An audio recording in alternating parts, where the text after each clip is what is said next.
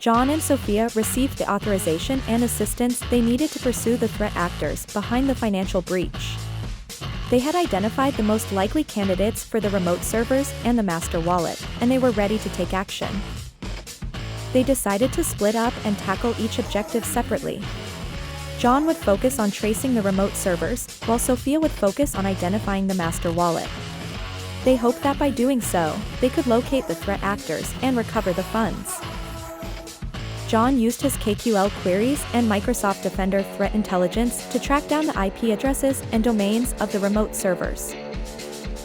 He also used some tools and techniques that he had learned from his hacker friends, such as port scanning, ping sweeping, and DNS spoofing.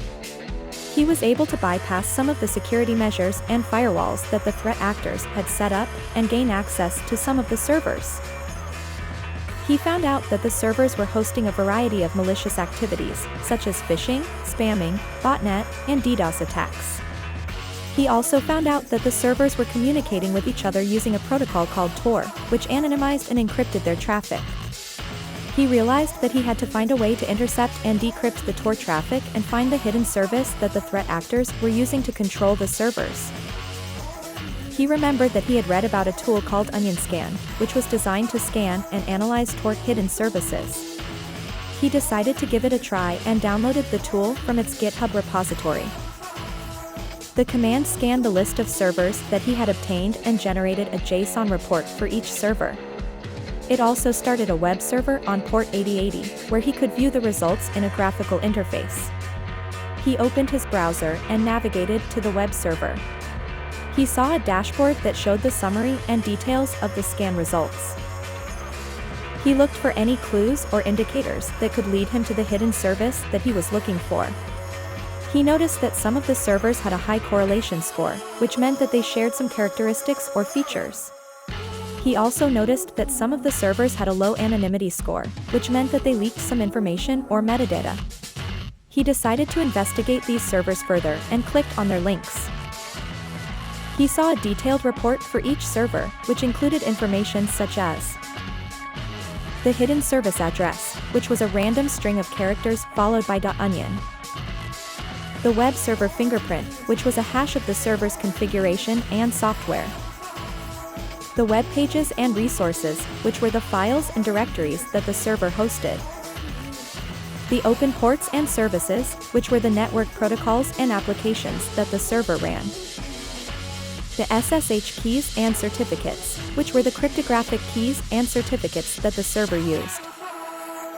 The email addresses and social media accounts, which were the contact information and identities that the server revealed. The Bitcoin addresses and transactions, which were the cryptocurrency wallets and transfers that the server used. He analyzed the information and looked for any patterns or anomalies that could indicate the hidden service that he was looking for. He found out that some of the servers had a common web server fingerprint, which meant that they used the same software and configuration. He also found out that some of the servers had a common Bitcoin address, which meant that they used the same wallet. He realized that these servers were part of the same network, and that the Bitcoin address was the master wallet that Sophia was looking for. He decided to share his findings with Sophia and contacted her through their secure communication channel. He sent her the Bitcoin address and the web server fingerprint and asked her if she had any luck with her objective. Sophia replied that she had used her KQL queries and Microsoft Defender threat intelligence to track down the cryptocurrency transactions and wallets. She also used some tools and techniques that she had learned from her hacker friends, such as blockchain analysis, graph visualization, and clustering algorithms. She was able to follow the money trail and identify the wallets that the threat actors used. She found out that the wallets were using a service called CoinJoin, which mixed their coins with other users' coins, and then sent them to new wallets. She also found out that the wallets were using a technique called stealth addresses, which generated new addresses for each transaction, and hid the real addresses. She realized that she had to find a way to de-anonymize and de-obfuscate the transactions and wallets and find the master wallet that controlled the other wallets.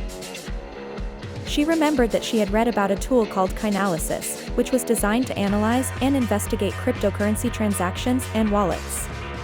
She decided to give it a try and signed up for a free trial account on its website. She logged in and uploaded the data that she had collected from the transactions and wallets. She saw a dashboard that showed the summary and details of the analysis results.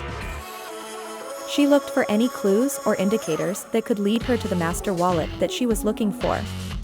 She noticed that some of the wallets had a high-risk score, which meant that they were involved in illicit or suspicious activities. She also noticed that some of the wallets had a high complexity score, which meant that they used advanced techniques to hide their identity and origin. She decided to investigate these wallets further and clicked on their links.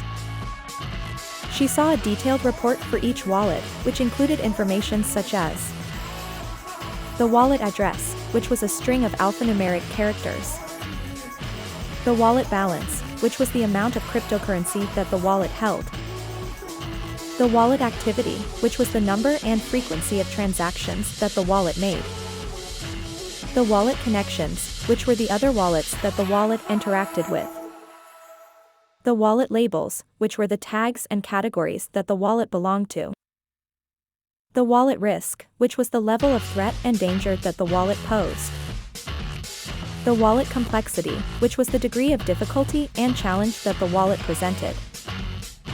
She analyzed the information and looked for any patterns or anomalies that could indicate the master wallet that she was looking for. She found out that some of the wallets had a common connection, which meant that they sent or received money from the same wallet. She also found out that some of the wallets had a common label, which meant that they were part of the same group or organization. She realized that these wallets were part of the same network, and that the connection and label were the master wallet that John was looking for. She decided to share her findings with John and contacted him through their secure communication channel. She sent him the connection and label and asked him if he had any luck with his objective. John replied that he had received her message, and that he had found the same Bitcoin address and web server fingerprint that she had sent him. He confirmed that they had identified the master wallet and the hidden service that the threat actors were using. He congratulated her on their success and suggested that they should report their findings to their manager and the authorities and request their assistance and authorization to proceed with the next steps. Sophia agreed with him and thanked him for his collaboration. She said that they had done a great job, and that they were close to solving the mystery and stopping the threat actors. They hoped that they had enough evidence and time to catch the threat actors and stop their malicious plans. It truly seemed like this was the end. Stay tuned for Chapter 5.